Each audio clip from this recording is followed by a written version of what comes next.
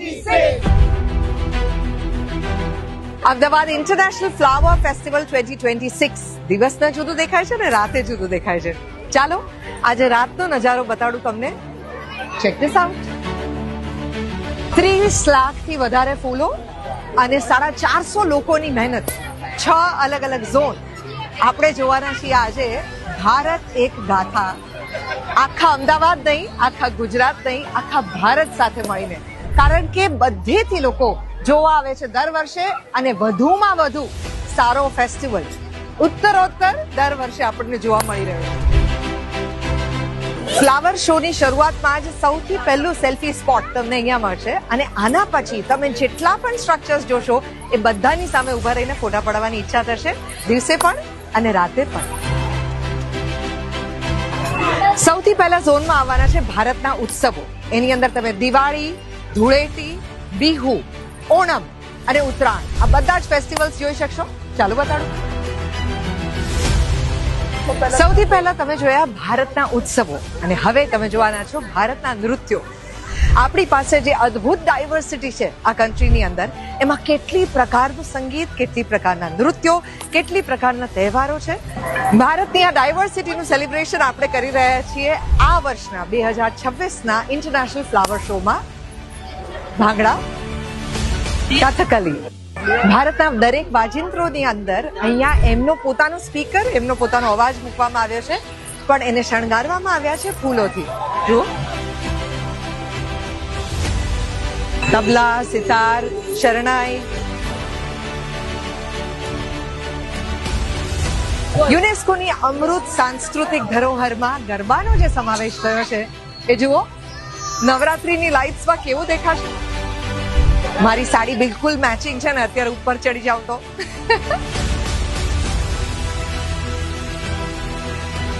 ભારત એક ગાથામાં હવે આગળના ઝોનમાં જોવાના છીએ આપણે શાશ્વત ભારત. અને ભારતની એવી ગાથાઓ કે જેના વગર ભારતની સંસ્કૃતિ આપણે સૌ કઈ નથી. કૃષ્ણ ભગવાને અર્જુનને આપેલો સંદેશ ગીતા. આપણે સૌ કહેતા હોઈએ છીએ કે ખાલી મારાથી શું થાય. આ ખિસકોલીને પૂછો, જેણે રામ ભગવાનને રામ સેતુ બનાવતી વખતે શું હું પણ કોન્ટ્રીબ્યુટ કરી શકું એવો સવાલ પૂછેલો. પ્રાચીન કથાઓમાં દેવ અને દાનવ જ્યારે સામ સામે આવીને સમુદ્ર મંથન કરે છે અને મંથનમાંથી જે નીકળ્યું એ અલગ અલગ વસ્તુઓ સાથેનું આ રેપ્રેઝન્ટેશન એ વાર્તાનું અહીંયા તમને જોવા મળશે. અને આ અમૃત મંથન કરતા કરતા જે વિષ નીકળ્યું એ વિષ શંકર ભગવાને પીધું અને એટલે નીલકંઠ કહેવાયા. અને એમના મસ્તિષ્કમાં એમણે ગંગાનું અવતરણ કેવી રીતે કર્યું એ છે અહીંયા.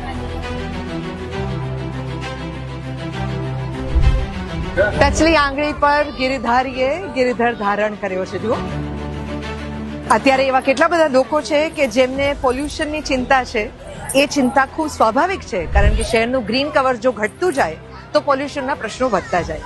એટલા માટે જ મિશન 4 મિલિયન ટ્રીઝ અને આવનારા વર્ષોની અંદર એ મિશન થશે 5 મિલિયન.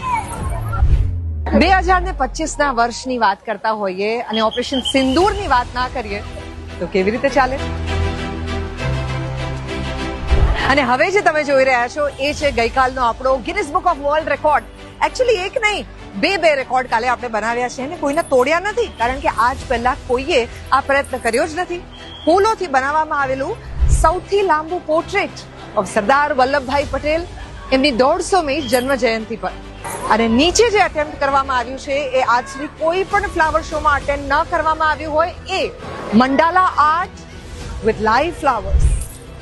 કટ ફ્લાવર્સ નહીં, લાઈવ ફ્લાવર્સ.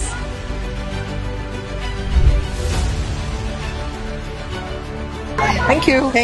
ફ્લાવર શો ની સાથે સાથે પ્રેમીઓને મળવાની મજા પણ એટલી જ છે ને.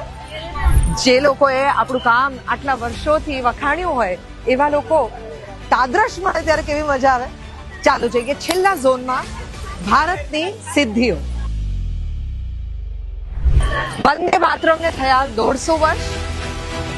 ઇન્ડિયાના ડિફેન્સ સેક્ટરે જે રીતે ઘાતક ડ્રોન બનાવ્યું, અગ્નિ મિસાઇલ બનાવ્યું અને આકાશ સિસ્ટમ બનાવી, એ બધાને પણ અહીંયા એક સલામી આપવામાં આવી છે. મેઇન ઝોનની અંદર ભારતની સિદ્ધિઓ.